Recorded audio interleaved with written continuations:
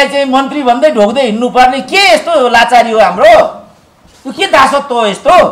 कुनै हालतमा गठबन्धनबाट कोही आउँछ भने हराउनै पर्छ, कुनै हालमा जिताउनु चाहिँ हुँदैन। प्रचण्डले 13-14 मान्छे मारेर आएका छन्। आज यही हो त खाउवादी भएको? माओवादीबाट खाउवादी? प्रमुख दुश्मन भनेको एमाले हो, प्रमुख दुश्मन भनेको केपी ओली हो, किनभने ऊ संघीयता विरोधी हो, धर्मनिरपेक्षता विरोधी हो, गणतन्त्र विरोधी हो। मन पराउनुस् मन नपराउनुस्, ओली जे भए पनि एक ढिका एक पार्टी एउटा सिद्धान्त बोकेर अगाडि बढेको छ। उसले खिचडी चाहिँ सिद्धान्त दिएको छैन। संसारभरिका भिआइपीहरू एक ठाउँमा अनि नेपालका भिआइपीहरू एक ठाउँमा राख्दाखेरि नेपालकै भिआइपीहरू बढ्ता होला। 4800 त भिआइपी रहेछन्। यस्ताले के खाना भिआइपी भने? किन भिआइपी? यिनीहरूलाई चाहिँ 10-10, 15-15 सिक्योरिटी किन? के को लागि? चित्रबहादुर केसीको सिद्धान्तहरू चाहिँ नि देउवाको कहाँबाट मिल्छ मलाई भन्नुहोस् त? कहाँ मिल्छ मलाई? नेपालमा वास्तव प्रतिगमन भन्ने वस्तु गरेको चाहिँ शेरबहादुरले हो। यो गठबन्धन भनेको नेपालको अभिशाप हो। कहीँ माओवादी र बीपी को सिद्धान्त कहीँ मिल्छ मलाई भन्नुहोस् त? त्यो मिल्ने गर्न अगाडि आएका छन्। यो कुन नाकमुखले गठबन्धनले यसो गरिराखेका छन्? सर्वोच्च अदालतको प्रधान न्यायाधीशलाई एउटा कुनामा लगेर फालेर अनि कुनै अर्को मान्छेलाई कार्यवाहक बनाएर मनपर्दी निर्णय गर्दै अगाडि हिँड्ने गठबन्धनले धोका दियो माधव नेपाल। तर गठबन्धन नभई हुँदैन। यो दुई जिब्रे गैर सिद्धान्तवादी लुटे लाचार व्यक्ति भए नेता भएपछि मुलुक यस्ताले अगाडि कसरी हाम्रो मुलुकलाई लग्न सक्छ? अघोषित रूपमा केपी ओलीको चाहिँ राजासँग साँठगाँठ छ। यो हिसाबले नेपालमा राजतन्त्रको पुनर्स्थापना पनि हुन्छ। बुद्धि भनेको म देख्दै देख्दैन, बरुको श्रीमतीको बुद्धि धेरै बढ्ता देख्छु। त्यस्तो अवस्थामा कसरी चाहिँ नि कांग्रेसलाई सेकेन्ड थर्ड र्याङ्कले चाहिँ नि त्यो एक्सेप्ट गरेर चाहिँ यस्ता व्यक्तिले चाहिँ नि बोलेको कुरा सत्य हुन्छ भनेर यस खालको कुरालाई तुल दिने दुराशयबाट चाहिँ उनीहरू परमादेशको जो निर्णय भएको थियो त्यो निर्णयमा चाहिँ समयावधि निर्दिष्ट नभएको हुनाले जे पनि गरे हुन्छ भन्ने खालको दुराशय उनीहरूका ती अभिव्यक्तिहरूमा म पाउँथेँ। तर त्यही बीच प्रचण्डले चाहिँ मङ्सिर 4 गते चुनाव हुने तर्फ टेन्टेटिभ निदो भएको छ र त्यही मितिमा चाहिँ चुनाव घोषणा हुन सक्ने सम्भावनाको उल्लेख गर्नुभएको थियो गएको हप्ता। अब नेपालका नेताहरू त भरलाग्दा छैनन्, उनीहरूलाई भर गरेर हिँडियो भनेदेखि अप्ठ्यारो हुन्छ। भर गरेर हिँडु कि नहिँडु भन्ने अन्यल हामीलाई पनि थियो र यिनीहरूले चाहिँ यस्तो खेलखाल झेलझाल गर्छन् होला भन्ने दुविधा हाम्रा मनमा पनि छँदै थिए। तर एउटा ठाउँमा चाहिँ हामीलाई अलिकति आश्वस्त हुन बाध्य कहाँ हुनु परेको थियो भने अन्यथा त्यो चाहिँ प्रतिगामी हरकत हुन्छ भन्ने भाष्य चाहिँ यिनीहरूले केपी ओलीको हकमा पहिल्यै पटक पटक उल्लेख गरिसकेका थिए। किनभने केपी ओलीले वास्तवमा गैर संवैधानिक हरकत मात्रै गर्नुभएको र अदालतको निर्णयलाई अवज्ञा मात्रै गर्नुभएको वास्तविकता यो थियो। तर एउटा स्यालको हुइयाँ के निर्माण गरियो र कस्तो खालको भाष्य गरियो भने वास्तवमा केपी ओली भनेका प्रतिगामी हुन् र उनले गरेका सबै हरकतहरू प्रतिगमनसँग सम्बन्धित छन् र त्यतिमा मात्रै उनी रोकिँदैनन्। भविष्यमा गएर उनले संघीयता पनि सिद्ध्याउँछन्, नेपाललाई हिन्दू राज्य घोषणा पनि गर्छन् र जति पनि गणतन्त्रात्मक प्राप्तिहरू छन् ती प्राप्तिहरूलाई सिद्ध्याउँछन्। अघोषित रूपमा चित्रबहादुर केसीको त पछिल्लो चोटि मैले रिमार्कै के देखेको थिएँ भने अघोषित रूपमा केपी ओलीको चाहिँ राजासँग साँठगाँठ छ। यो हिसाबले नेपालमा राजतन्त्रको पुनर्स्थापना पनि हुन्छ, संघीयता जान्छ, गणतन्त्र जान्छ र समानुपातिक लगायतका जति पनि अहिलेका प्राप्तिहरू छन् त्यसमा धर्मनिरपेक्षताको कुरा पनि पर्यो। ती जम्मै चाहिँ केपी ओलीले खान्छन् र यो नै अहिलेको केन्द्रीय समस्या हो भन्ने खालको भाष्य चाहिँ नेपालको राजनीतिमा छोडिएको थियो। हामीले देख्दाखेरि नेपालमा वास्तव प्रतिगमन भन्ने वस्तु गरेको चाहिँ शेरबहादुरले हो। शेरबहादुरले त्यति बेर विधिवत रूपमा मध्यावधिको लागि अर्थात् संसद विघटनको लागि राजा ज्ञानेन्द्रमा खाली बिन्ती मात्रै चढाएको होइन, सिफारिस मात्रै गरेको होइन, त्यो सिफारिसमा कस्तो बेहोरा पार्ने भन्ने लिखत पनि दरबार आफैलाई छोडिदिएको भन्ने पछिल्ला सूत्रहरूले चाहिँ उल्लेख गरेका छन्। त्यसपछि अब राजा ज्ञानेन्द्र पनि कम बाठा थिएनन्, त्यो चिज अदालतमा पठाइयो। अदालतले समेत पनि हाउस विघटन गर्नु उपयुक्त भन्ने राय दिइसकेपछि वास्तवमा हाउस विघटनको कुरा भएको थियो र त्यो नै नेपालमा त्यो बेलाको संवैधानिक व्यवस्था नै धरापमा पर्ने कारण बनेको थियो। यसरी वास्तव नेपालमा प्रतिगामी राजनीतिको बिम्ब भनेको चाहिँ शेरबहादुर हो। तर उनीहरूले एउटा यस्तो खालको भाष्य खडा गरिदिए कि त्यो चाहिँ केपी ओली हो र केपी ओली भन्दा अर्को कोही पनि नेपालमा प्रतिगामी होइन। त्यसकारण उनले अघि पनि मैले भने जस्तो धर्मनिरपेक्षता सिद्ध्याउँछन्, सङ्घीयता सिद्ध्याउँछन्, गणतन्त्र सिद्ध्याउँछन् र नेपालमा राजतन्त्र पुनर्स्थापना गर्छन्। त्यसो भएको हुनाले अहिलेको राजनीतिको सबैभन्दा ठुलो प्राप्तिहरूको, गणतन्त्रको प्राप्तिको अवरोध भनेको केपी ओली हो र सम्पूर्ण रूपमा यसलाई ठेगान नलाउँदासम्म नेपालको लोकतान्त्रिक जो प्रणाली छ, जो धर्मनिरपेक्षतासँग सम्बन्धित छ, सङ्घीयतासँग सम्बन्धित छ र गणतन्त्रसँग सम्बन्धित छ, यो व्यवस्थालाई बचाउने हो भनेदेखि गठबन्धन अपरिहार्य छ र यसका लागि चाहिँ गठबन्धन बनाउनै पर्छ र एमालेलाई पूर्णतः किनारामा नलगाउने हो भनेदेखि अघि मैले उल्लेख गरेका जे चुनौतीहरू छन् ती चुनौतीहरू चाहिँ धरापमा पर्न जान्छन् भन्ने परिवेश निर्माण गरिसकेपछि गठबन्धन गर्नको लागि त उनीहरू एक प्रकार कृत सङ्कल्पित थिए। सँगसँगै जो संवैधानिक व्यवस्था छ, चाहे त्यो आवधिक निर्वाचनको होला, स्थानीय निकायको निर्वाचनको कुराहरू होला र अरू कुराहरू होलान्, ती कुनै पनि कुरामा चाहिँ दाहिने देब्रे किन्तु परन्तु नगरिकन उनीहरू संविधानले निर्दिष्ट गरेको बाटोमा हिँड्नको लागि विवश भएको हुनाले उनीहरू समयमै निर्वाचनमा जालान् कि भन्ने कुरामा लगभग हामीहरू अपेक्षित थियौँ। तर अहिले पनि मान्छेहरूको मनमा के छ भने अनेक किसिमको बिङ्गा खडा गरेर वा निर्वाचन सार्ने हरकतहरू फेरि भइदिन्छन् कि भुइँचालो आइदिन्छ कि पहिरो लडिदिन्छ कि अरू दुर्घटनाहरू भइदिन्छन् कि केही पनि निरो छैन नि। या त एउटा एउटा बहाना टेक्यो अनि आफूले जे गर्नुपर्ने छ त्यही कुरा चाहिँ गरिहाल्यो।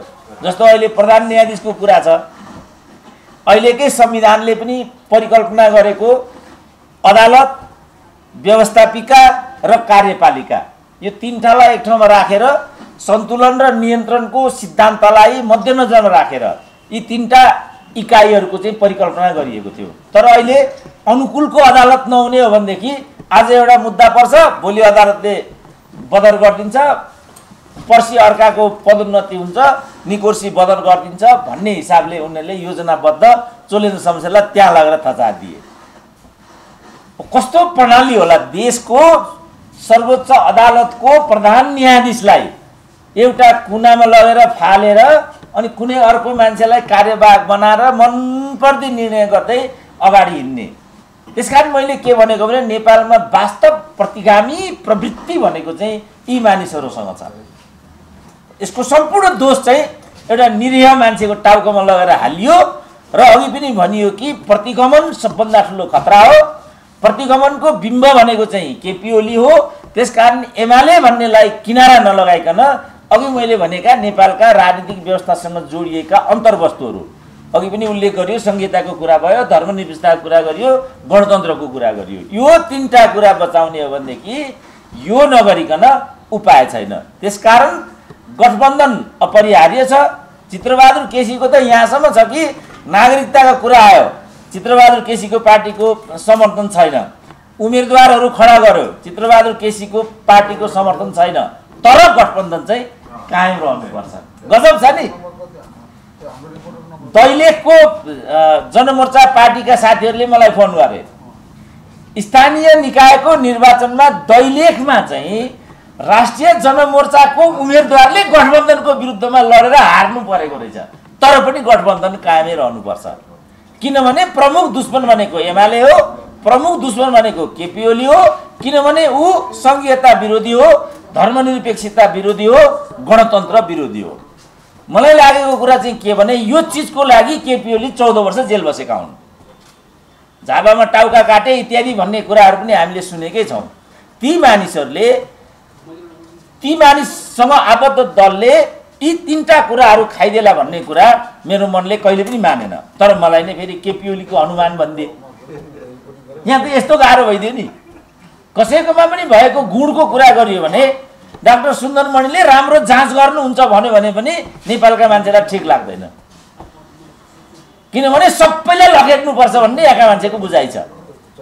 त्यो काम हामी गर्न सक्दैनौँ र हामी गुण र दोषको आधारमा चिजलाई प्रस्तुत गर्छौँ, बुझ्छौँ भन्ने चिजलाई हामीले चाहिँ मिडियाको क्षेत्रमा पनि राख्न खोजेको, राजनीतिको क्षेत्रमा पनि भन्न खोजेको। जस्तो अब अहिले नागरिक समाजको कुरा छ, अकुपाई बालुवाटार भन्थे, आजै भएन भन्थे, भोलि नै भएन भन्थे, उफ्रिरहन्थे। त्यसपछि पनि त समस्याहरू छँदैछन्। अनेकचोटि मैले भने यो रिपोर्टर्स क्लब आउने सडक जुन दुरावस्था, यो के कारणले यो बाटो यस्तो छ? विदेशी पाहुनाहरू पनि आउँछन् यहाँ, हेर यतिका पत्रकारहरू पटक पटक मैले यो कुरा गरेँ, कमसेकम यो एउटा सडक त बनाइदियो न। यही भृकुटी मण्डप परिसरको पनि आयो होला। यहाँसम्म मैले भने कि अहिले काठमाडौँका नयाँ मेयरले चाहिँ पार्क बनाउने कुरा ल्याए अरे भन्ने। मैले त्यो महानगरपालिकासँग पनि के आह्वान गरेँ भने नयाँ पार्क होइन, भएको पार्क व्यवस्थित गरिदेऊ न, त्यसको लागि भृकुटी मण्डपलाई चाहिँ व्यवस्थित गरिदेऊ, यसको जे आय छ त्यसलाई पारदर्शी बनाऊ, कमसेकम यो एउटा सडक व्यवस्थित गरिदेऊ। जुन किसिमका टहराहरू हेर्दैखेरि काठमाडौँको मुटुमा यो खालका टहरा र यस्तो खालको अव्यवस्थित सडक व्यवस्था लिएर हिँड्ने र त्यस पार्कलाई चाहिँ व्यवस्थित गर्न नसक्ने, अनि कुनै अर्को पार्कको प्रस्तावना लिएर आउने, यो के धन्दा हो भन्ने कुरा पनि मैले डराइ। किनभने अब अहिलेको त स्वतन्त्रको पक्षमा जुन किसिमको एउटा माहौल देखिएको छ, त्यो विषयमा कुरा उठाउनु पनि फेरि अर्को प्रतिगमन हुन्छ होला। फेरि यहाँ त ओहो स्वतन्त्र उम्मेदवारलाई प्रश्न उठाउने भन्ने होला। फेरि यहाँ त यस्तो हुँदो रहेछ कि एकै रातमा 5 लाख चाहिँ सब्सक्राइबरहरू चाहिँ सब्सक्राइब हुँदा रहेछन् फेरि यहाँ त एकै रातमा। त त्यो हुन लाग्यो भने त फेरि बाँच्नै गाह्रो छ यहाँ त। यो खालको जुन एउटा कार्यशैली र आचरण व्यवहार हामीले चाहिँ समाजमा विकास गरिराखेका छौँ, यसले हामी कसैलाई पनि फाइदा गर्दैन र कसैलाई पनि अगाडि बढ्न दिँदैन भन्ने कारणले गुण र दोषको प्रसङ्गलाई हामीले उठाउन खोजेको। कसैले पनि भनिएकै के छ भनेदेखि शत्रुले पनि राम्रो काम गरेको छ भने सराहना गर्नुपर्छ, गुरुले पनि गल्ती गरेको छ भने भनिदिनुपर्छ। यो गुरु हो, अब भइगयो, गुरुले गरेको कुरा किन भनेर आँखा चिम्लिने कुरा छैन। कहिलेकाहीँ आफैबाट पनि गल्ती हुन्छ, आफैबाट पनि गल्ती भयो भने त्यो कुरा चाहिँ कबुल गर्नुपर्छ, अनि मात्रै अगाडि जान सकिन्छ। र वास्तवमा सच्चा लोकतन्त्र भनेको पनि त्यही हो। लोकतन्त्रमा 3टा कुरा हुन्छन् भन्ने कुरालाई सधैँभरि जोड दिइयो, योग्यता क्रम, जवाफदेहिता, पारदर्शिता। माइनस यो 3टा कुरा त्यो लोकतन्त्र हुँदैन। जस्तो करको दायरा हेरफेर सम्बन्धमा जे अर्थ मन्त्रालयमा बवन्डर गरियो, त्यो कहाँ त्रुटि थियो, के त्रुटि थियो, के भएको हो, त्यसमा लास्टमा गएर चाहिँ मिडियाको टाउकामा हालिदिएको छ त्यो कुरा। किनभने मिडिया ट्रायलबाट त्यो कुरा अगाडि ल्याइएको थियो भन्ने छ। अब मिडियाका साथीहरूले पनि भनिदिनु पर्यो कि वास्तवमा मिडियाले त्यो ट्रायल गरेको थियो कि त्यो एउटा माओवादीको विरुद्ध साजिस मात्रै थियो, के कुरा थियो? त्यो पारदर्शिताको अभावमा त्यस्तो कुरा हुन्छ। यदि त्यो पारदर्शी हुन्थ्यो भने त्यहाँ तथ्यहरू बाहिर हुन्थे र ती तथ्यको आधारमा सत्य खोजिन्थ्यो। यहाँ चाहिँ सत्यको आधारमा भन्दा पनि आग्रहको आधारमा सत्यको खोजी गर्ने अभ्यास छ। आग्रहको आधारमा सत्य खोज्न थालियो भने त कहिले पनि सही निष्कर्षमा पुग्न सकिँदैन। सत्यको खोजी भनेको तथ्यको आधारमा हुनुपर्छ। तथ्यले जे कुरा भन्छ त्यस कुरालाई हामीले चाहिँ समात्नुपर्छ, ताकि भोलि त्यस खालका त्रुटिहरू हामीबाट नहुन्। अब अहिले जे अर्थ मन्त्रालयमा करको दायरा सम्बन्धमा भएको थियो, कसले के भएको थियो त्यहाँ? वास्तवमा त्यहाँ अनधिकृत मान्छेको प्रवेश भएको हो कि होइन? अनधिकृत मान्छेको त्यहाँ प्रवेश भएको हो भने त्यसमा सचिवको कति जिम्मेवारी हुने हो, सम्बन्धित विभागको कति जिम्मेवारी हुने हो, मन्त्रीको कति जिम्मेवारी हुने हो, फुटेजको हार्ड डिस्क र सफ्ट डिस्कको के स्थिति हो, त्यसलाई डिलिट गर्न पाइने हो कि होइन? डिलिट गरेको वा नगरेको भए पनि प्रमुख प्रतिपक्ष लगायतकाले उठाएको प्रश्नमा जवाब दिनुपर्छ भने के छ दिइँदैन भन्दै जो हिँड्ने शैली मन्त्रीको तर्फबाट हामीले सुन्यौं त्यस्तो पाइने हो कि होइन, जसले गर्दा फेरि भोलि यी गल्तीहरू त होला नि, कुनै अर्को अर्थमन्त्री होला त्यहाँ र आजको एमालेको ठाउँमा माओवादी पुग्ला अथवा काङ्ग्रेस पुग्ला, यस्तै घटना त्यहाँ होला। त्यस्तो बेलामा हामीले कस्तो अभ्यास छोडेका छौँ भन्ने सम्बन्धमा इतिहास कहाँ साँच्ची उभिन्छ त? त्यस कारणले पनि सत्यमा हामीले उभिनुपर्छ, जुन चाहिँ पारदर्शी हुनु पर्यो, जवाबदेही हुनु पर्यो र प्रामाणिक हुनु पर्यो। त्यो नै वास्तव लोकतन्त्र हुन्छ भन्ने कुरा हामीले यो सन्दर्भमा बुझेको र निर्वाचनको हकमा कस्तो प्रकार यी सब कुराहरू निर्वाचनमा कस्ता खालका विषयवस्तु बन्लान् र यसलाई आम मतदाताले कसरी हेर्लान् भन्ने कुरा यहाँ आकर्षित हुने देखिन्छ। जस्तो संघीयताको कुरा छ, अहिले संघीयताको जो 3 लेयर छ, जुन 3 तहको संरचना छ, केन्द्र छ, प्रदेश छ र तल स्थानीय तह छ। अहिले बजेटको सबै हिस्सा यही चीजमा खर्च भएको भन्ने छ डाक्टर साहब। गएको वर्ष एउटा कर्णाली प्रदेशको मात्रै हो क्यारे, त्यसमा चाहिँ भ्रमण र बैठक भत्तामा मात्रै 94 करोड गएछ एउटा प्रदेशमा। एउटा मन्त्रीलाई धान्नु पर्यो भने वार्षिक 1 करोड खर्च हुँदो रहेछ। संसारमा 350 भन्दा बढी भिआइपी कुनै पनि मुलुकमा हुने व्यवस्था रहेनछ, चाहे त्यो रसिया होस्, चाइना होस्, अमेरिका होस्, फ्रान्स होस्, जापान होस्, भारत होस्, कुनै पनि होस्। तर नेपाल मात्रै यस्तो देश हो जसका भिआइपीहरूको संख्या 4800 छ। मलाई चाहिँ संसारभरिका भिआइपीहरू एक ठाउँमा अनि नेपालका भिआइपीहरू एक ठाउँमा राख्दाखेरि नेपालकै भिआइपीहरू बढ्ता होला। ती भिआइपीहरूको खर्च पनि कम भयो भन्नेमा फेरि यहाँ बहस गर्छन्।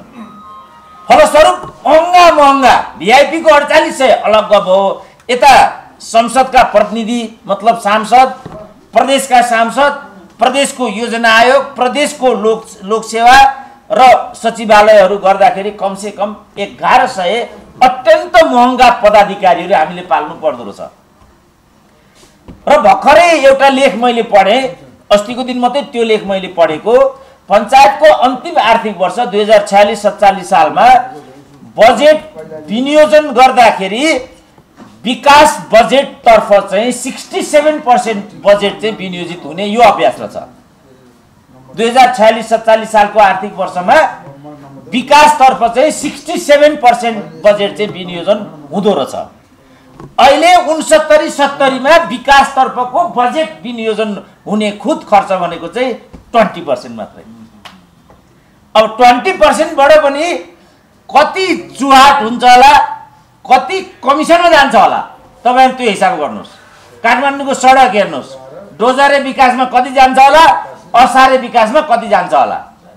11 महिना तथ्याङ्कले के देखायो भनेदेखि पुँजीगत तर्फ चाहिँ बढीमा 72 होइन भने यो चोटि 57% चाहिँ खर्च भइराखेको छ। त्यो पनि आधी चाहिँ असारे विकास। तपाईँ देखिरहनुहुन्छ असारको यी घरको खन्यो, पिच गरे भन्यो, अलकत्र लाए भन्यो।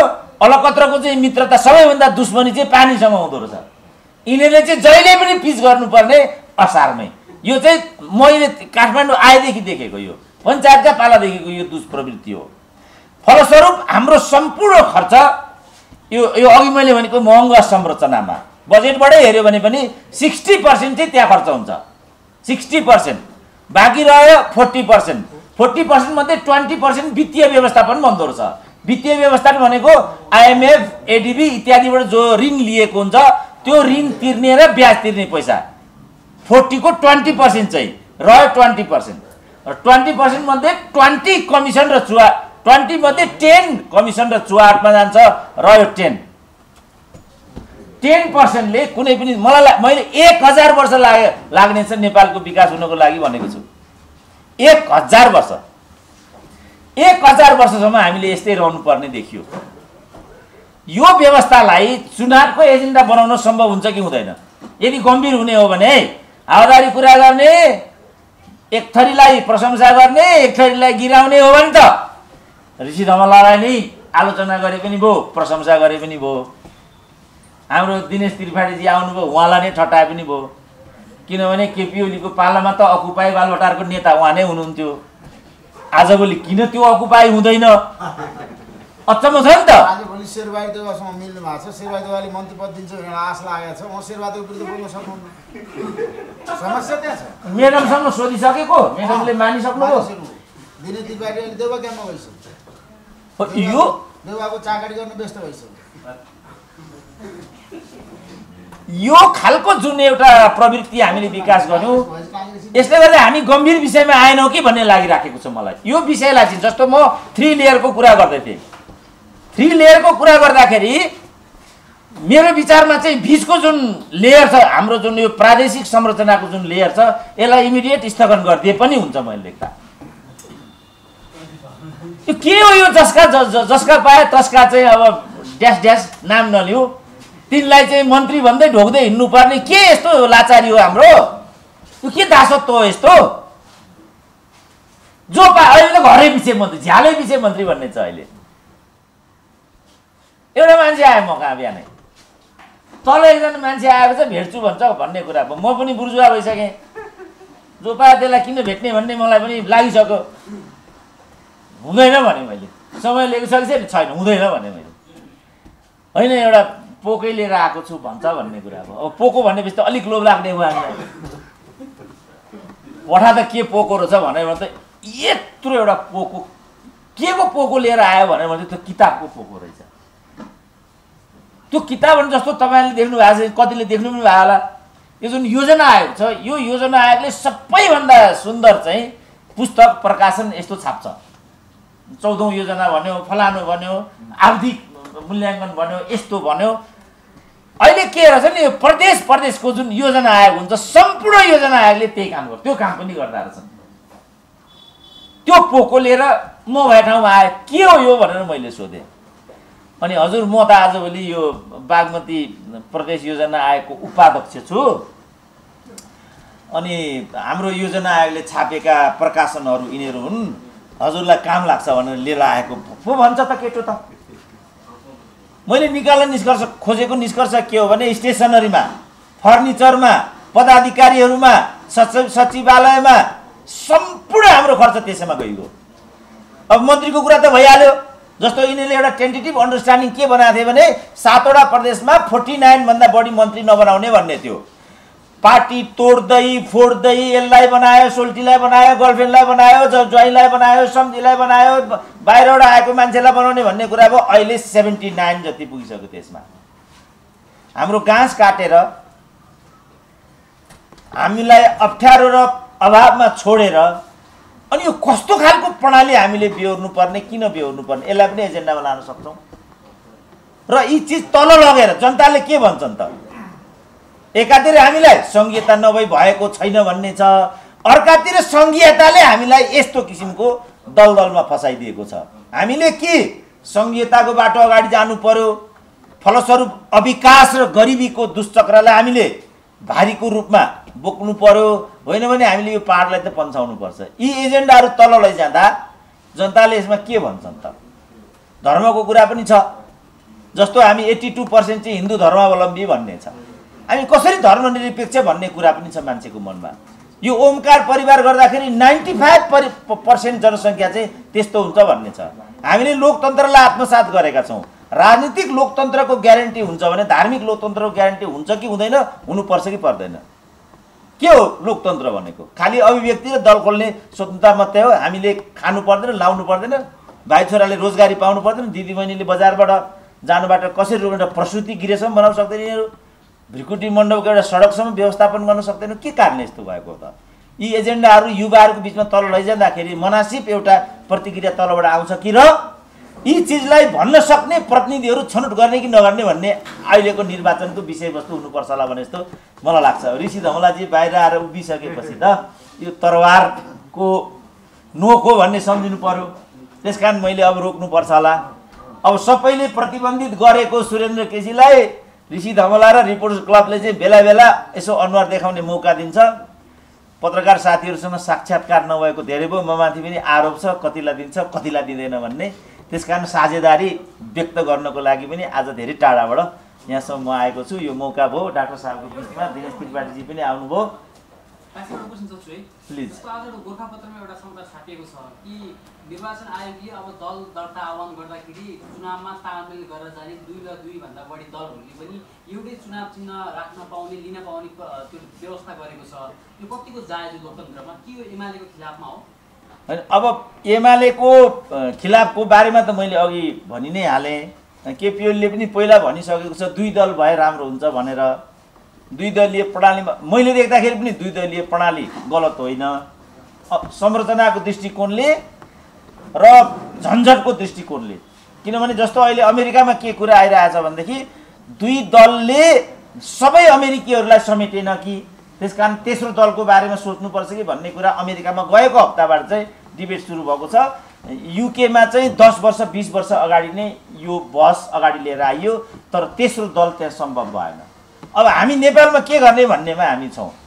अमेरिकाको अनुभव गर्ने भने अमेरिकीहरूको भनाइ के भने 2 थरी मान्छेलाई मात्रै डेमोक्रेटिक र रिपब्लिकन पार्टीले स्पेस दियो, बाँकी जो मान्छेहरू उपेक्षित भए ती मानिसहरूको लागि तेस्रो दल चाहियो भन्ने कुरा आयो। त्यो कुरा मैले देख्दा नेपालमा पनि मिल्छ। जस्तो गोरखापत्रकै तपाईँले कुरा गर्नुभयो, गोरखापत्रमा पनि त सत्ताधारी दलले निर्दिष्ट गरेको बाहेक अरूको त लेख छापिँदैन, अरूको समाचार आउँदैन। पत्र पत्रिका जति छन् बाहिरको मान्छेलाई त उनीहरूले स्पेसै दिँदैनन्। हामीलाई त कुनै अर्को पत्रिका चाहियो होला नि त, कुनै अर्को टिभी चाहियो होला नि त। अहिले पो युट्युबले हामीलाई पनि एक्सेस दियो। ऋषि धवला सधैँभरि त रहनुहुन्न होला, उहाँ पनि सांसद हुने भन्ने कुरा छ, उहाँ पनि सूचना मन्त्री हुनुहुने होला। अब यहाँ कुन जौडे आइपुग्छ हामीलाई त फेरि प्रतिबन्धित नै गर्ने होला। त्यो हिसाबले अनेक विकल्पहरू त अपेक्षितै छन्। यो बाध्यताले पनि विकल्पको सम्भावना र ढोकाहरू खुलिराखेका हुन्छन्। जहाँसम्म गोरखापत्रमा त्यो कुरा आएको भन्ने कुरा छ, उनीहरू चाहिँ एकसूत्री रूपमा एमालेको विरुद्धमा चाहिँ लक्षित देखेछन्। लोकतन्त्रमा कुनै पनि दललाई निश्चित गर्नु चाहिँ आफैमा उचित होइन भन्ने लाग्छ मलाई चाहिँ। राम्रो नराम्रो गल्ती सही के गरेको छ त्यसलाई निरूपण गर्ने त जनताले नै हो नि त लोकतन्त्रमा। परमादेशको देशी आधारमा सरकार बनाउने बिगार्ने कुरा चाहिँ होइन भन्ने लाग्छ। जस्तो अब हाम्रो दिनेश त्रिपाठीजीहरू नै यत्रो अमेरिकाबाट पढेर आएको लयर, उहाँले नै त्यत्रो सङ्घर्ष र लडाइँ गरेर परमादेशी ठिक हो भन्ने खालको चाहिँ सन्देश दिन खोज्नुभयो। मैले देख्दाखेरि त्यो सही थिएन। केपी ओली स्वेच्छाचारी थिए, निरङ्कुश थिए र उनले हाउस विघटन गर्नु 2टा गल्ती थियो। एउटा संविधान विपरीत थियो, अर्को अदालतको अवज्ञा थियो। त्यो 2टै कुरालाई विषय बनाएर केपी ओलीलाई केन्द्रीय कारागारमा मानहानिमा लगेर कोसिदिएको भए त केपी ओली नामको कहर त हामीले सदाकाल बोकिरहनु पर्ने थिएन नि। अब त अर्को 10 वर्ष केपी ओलीको कहर हामीले बोकिरहनु पर्ने भएको हुनाले म केपी ओलीको हनुमान होइन कि उहाँहरू केपी ओलीको हनुमान हो भन्ने मेरो बुझाइ चाहिँ त्यो भयो। किनभने लोकतान्त्रिक व्यवस्थामा त न्यायालयले प्रधान न्यायाधीश बनाउने नै होइन नि। यो गलत हो, यो प्रकारले अवज्ञा गर्नु अनुचित भएको हुनाले तुरुन्त प्रक्रिया पुरा गरिकन नयाँ प्रधानमन्त्री छनौट गर्ने दशातर्फ चाहिँ अदालतले फैसला गरेको छ भन्नुपर्नेमा परमादेश ठोकिदियो। परमादेश ठोकिदिने बित्तिकै राष्ट्रपतिको सान्दर्भिकता देखिहाल्नुभएको छ तपाईँ कुन हालत भयो। प्रधान न्यायाधीश त्यहाँ चाहिँ उत्तानो टाङ लाएर बसिराखेका छन्। अब यस्तो पनि हुन्छ विधिको शासन। त्यसकारण यो तरिकाबाट शासन गर्ने जुन अहिले सोच आइराखेको छ त्यो मैले देख्दा आपत्तिजनक छ। यी चिजहरू पनि विषयवस्तु बन्नुपर्छ निर्वाचनमा र हामीले उचित प्रतिनिधि छान्नेतर्फ सोच्नुपर्छ। यो हाई टाइम हो कुहिएको फोहोर र नकुहिएको फोहोर छुट्याउने बेला यही हो भन्ने कुरा जुन सोसियल मिडियामा हामीहरू देख्छौँ। हामी सबैले कुहिएको फोहोरलाई किनारा लगाऊ र अर्को बाँकी रहेको फोहोरलाई पनि प्रशोधनद्वारा इन्धन बनाउने बाटोमा गएर निर्वाचनलाई सफल पारौँ। म बिदा लिन चाहन्छु। धन्यवाद। ऋषिजीले क्याम्पेन सुरु गरिहाल्नु भएछ र साँच्चै भनौँ भने त नेपालको रोग भनेकै भ्रष्टाचार नै हो। अब हेर्नुहोस्, अगाडि चुनावमा के कस्तो हुन्छ भन्ने कुरा चाहिँ नि यो विश्लेषण गर्न त म जान्दिनँ। म खालि तपाईँले के भन्न चाहन्छु भनेदेखि हुनुपर्छ के यो हाम्रो भूमि जुन नेपाल छ नि आजको नेपाल होइन, हामी जाउँ 1000 वर्ष अगाडि। यो भूमि त पुण्य भूमि हो।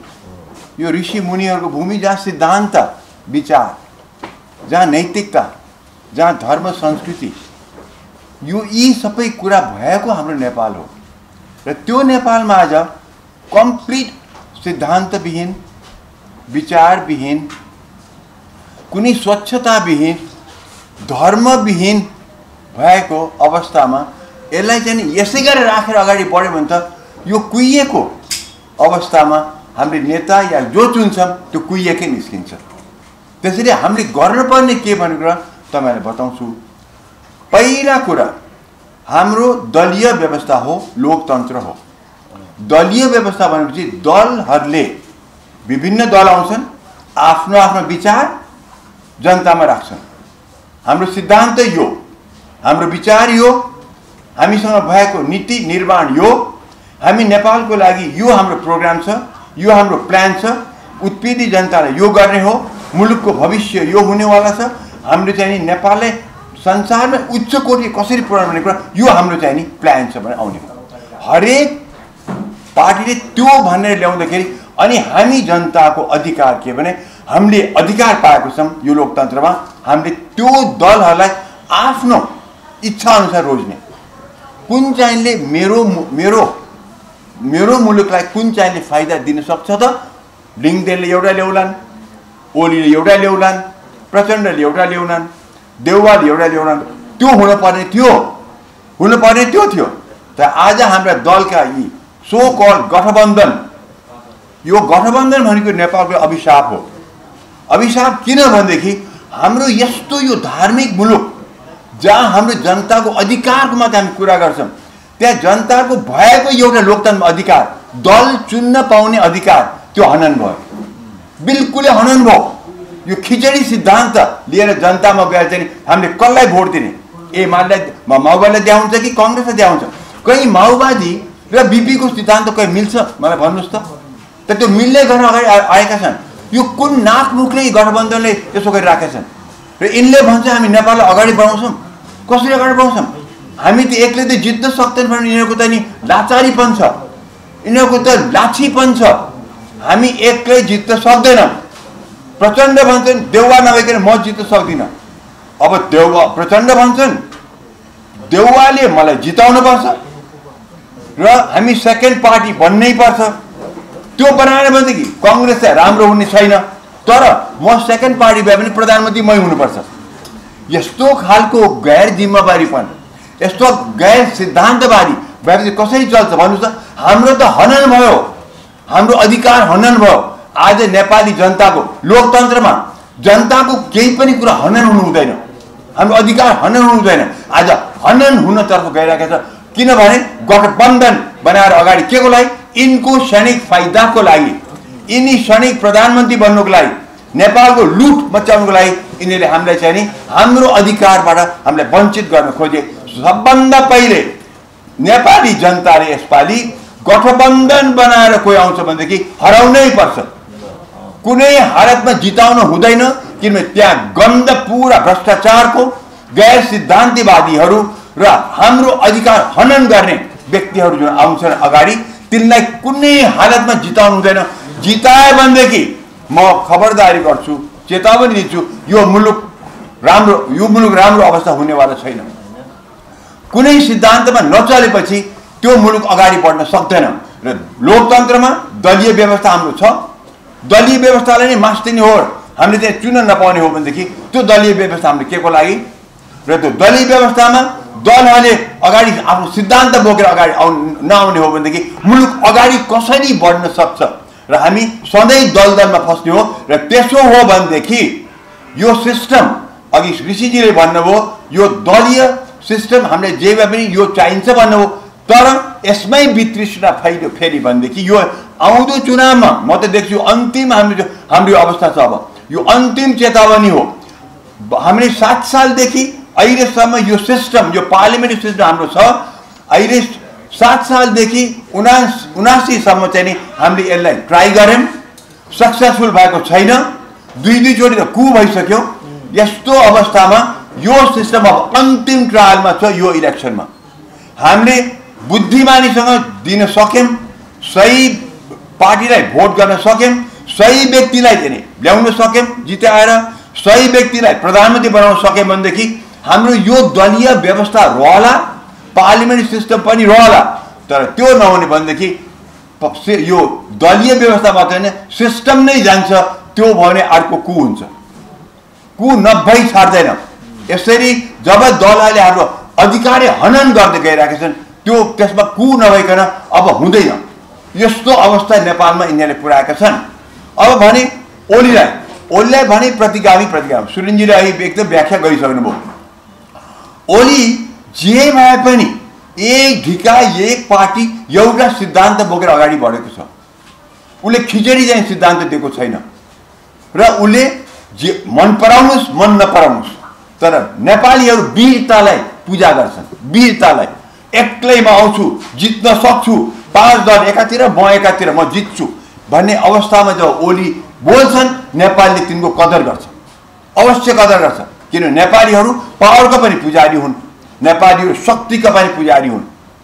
अब यहाँ अचम्म कुरा के छ भनेदेखि एक दलका एउटा नेता भन्छन् हामीलाई चाहिँ नि गठबन्धनले धोका दियो माधव नेपाल, तर गठबन्धन नभई हुँदैन। यो दुई जिब्रे गैर सिद्धान्तवादी लुटे लाचार व्यक्ति भए नेता भएपछि मुलुक यस्ताले अगाडि कसरी हाम्रो मुलुकलाई लग्न सक्छन्। दोस्रो, प्रचण्ड देउवाले मलाई जिताउनु पर्छ, जिताउने मात्रै होइन मलाई सेकेन्ड पार्टी बनाउनु पर्छ, तर जितेपछि म सेकेन्ड पार्टी हुन्छु, तर कांग्रेसले प्रधानमन्त्री पाउँदैन, मैले पाउनुपर्छ। गजबको कुरा छ बा। यो भन्दा नीच कुरा के हुन्छ? आफ्नो बाहुबल छैन, शक्ति देखाउन सक्दैनन्। कांग्रेसको देउवा प्रधानमन्त्री दिनेजी आउनुहुन्छ, प्रधानमन्त्री देउवा भन्छन् कांग्रेसहरू तिमी एक्लै जित्छौ भन्छौ, कहाँ जित्न सक्छौ? मै झन्डै हारेको थिएँ डडेलधुरामा, प्रचण्ड र माओवादी, प्रचण्ड र चाहिँ ओली मिल्दाखेरि हुँदैन, हामी गठबन्धनमा जाऊँ। कांग्रेस पार्टी त्यो इतिहास बिर्स्यो। 7 सालको अगाडिदेखिको क्रान्तिकारी पार्टी त्यो बिर्स्यो। राणा शासन फालेको कुरा बिर्स्यो। 46 सालको आन्दोलन अगुवाई गरेको त्यो बिर्स्यो। आफ्नो इतिहास बिर्सिने गौरवपूर्ण कांग्रेस पार्टीको आज यो दशा। आज के दशा भनेदेखि हामी हार्छौं। यतिसम्म चाहिँ नि लाचारीपन लुटेपन देखाएपछि यस्तो पार्टीले फेरि हामीले कसरी चाहिँ नि भोट दिएर जिताउने र यस्तोले हाम्रो मुलुक कसरी अगाडि बढाउँछ। र देउवा मात्र होइन, सुरुमा त देखाएको थिए उनका second third rank Gagan Thapa, Shekhar Koirala, Ishwar Bishwaprakash सबै हामी गठबन्धनमा जान हुँदैन भन्थे।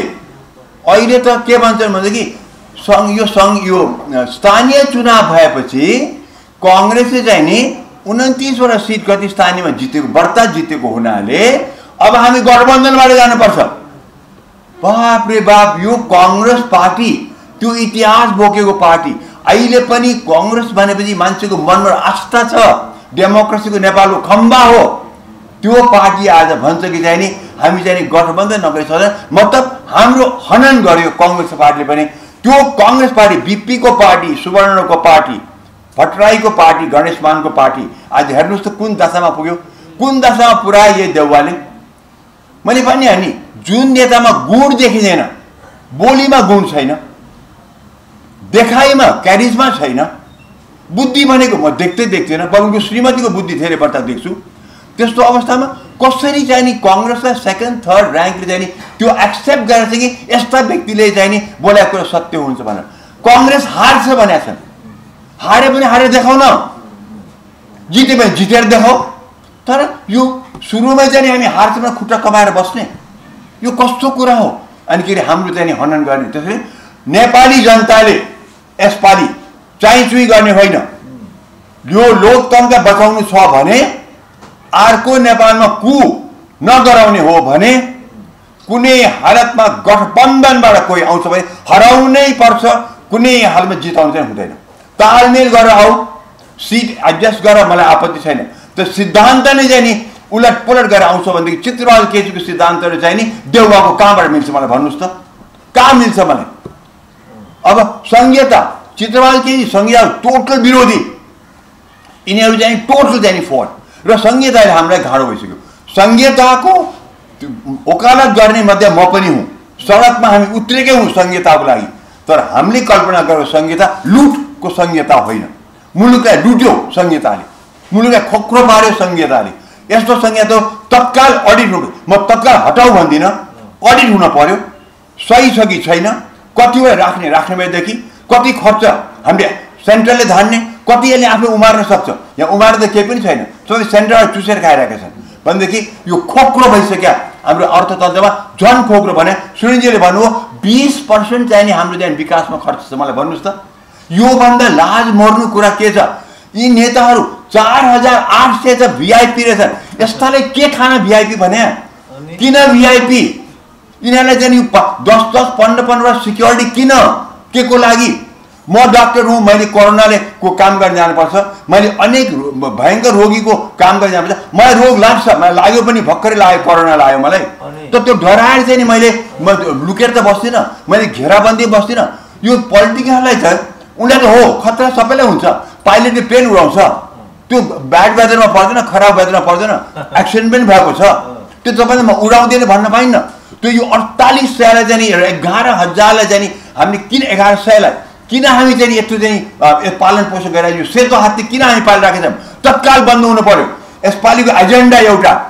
दलहरूले ल्याउनु पर्यो कि हामी तत्काल भिआइपीको सेवालाई जति खर्च भयो हामी बन्द गर्छौँ आम नागरिक भएर बस तिमीले के पो ठुलो काम गर्यो मुलुकको लागि कुन चाहिने आज भत्ता खानेहरूले कुन चाहिने नेपाललाई ठुलो काम गरे मलाई बताउनुहोस् त आजको दिनमा यो बिपी कोइराला हो भट्टराईजी हो गणेशमान हो यिनीहरू प्रचण्डले 13-14 मान्छे मारेर आएका छन् आज यही हो त खाउबादी भएको माओवादीबाट खाउबादी भनेदेखि अनि आज आएर चुनाव हुन्छ हुँदैन भन्न सक्दैन होला जस्तो लाग्छ तर जुन विप्लवको काण्ड जुन अहिले आयो विप्लवको काण्ड देख्ने बित्तिकै मलाई शङ्का लाग्न थाल्यो कतै जाने विप्लवको काण्डबाट चाहिँ नि यो चुनाव बिथल्न त खोजे होइन नत्र पनि चुप लाएर बस्दा ओलीले त्यति प्रयास गरेर विप्लवलाई ओभरग्राउन्ड ल्याए सीके रावतलाई ओभरग्राउन्ड ल्याए त्यत्रो प्रयास गरेर ल्याएको आज यो सरकारले तत्काल त्यो सबै खत्तम पारेर चाहिँ फेरि विप्लवले चाहिँ धकेल्न खोज्या हो जङ्गलतिर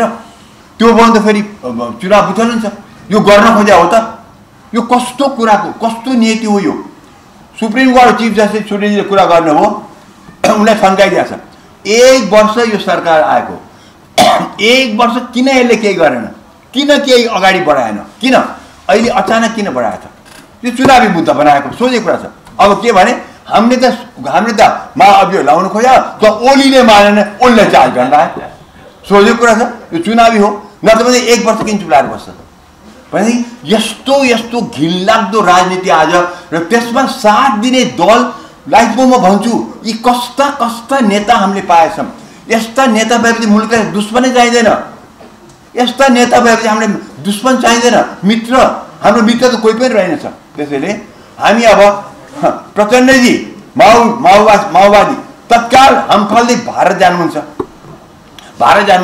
उनको देउवाको श्रीमती भारतमै बसिरहनु भएको छ अब के चलखेल भएर हामीलाई थाहा छैन इलेक्सन आउँदैछ यो त कस्तो भएको छ भने यो मुलुकको त राजनीति हाम्रो हातमै छैन जस्तो जस्तो देखिन्छ त्यसैले अब जनताले बुझुन् मुलुक बचाउने हो कि होइन लोकतन्त्र मात्रै होइन पार्लिमेन्ट सिस्टम मात्रै होइन मुलुक बचाउने हो कि होइन यस्ता सेता हात्ती हामीले पाल्ने हो कि होइन हाम्रो मुलुक खोक्रो बनाउने हो कि होइन बुझुन् अनि मात्रै भोट दिउन् ऋषि तपाईँलाई ठिक हो यसपालि भ्रष्टाचार अभियान चलाएको छ बिल्कुलै ठिक छ भ्रष्टहरूलाई चाहिँ नि बोयकट नै गर्नुपर्छ तिनलाई फुल माला लगाउने होइन जुत्ताको माला लगाउनु पर्छ मञ्चमा उनलाई स्वागत गर्ने होइन तलै राख्नुपर्छ तिनीहरूलाई र चाहिँ नि यहाँ त चलन के छ भने जति भ्रष्टाचारीलाई जति स्वेच्छाचारीलाई जति बलात्कारीलाई पनि हामी चाहिँ मञ्चमा ल्याएर चाहिँ फुलमाला लगाएर चाहिँ वाह गराउँछ त्यो प्रवृत्ति हामी नेपालीमा जुन छ त्यो पनि हामीले चाहिँ नि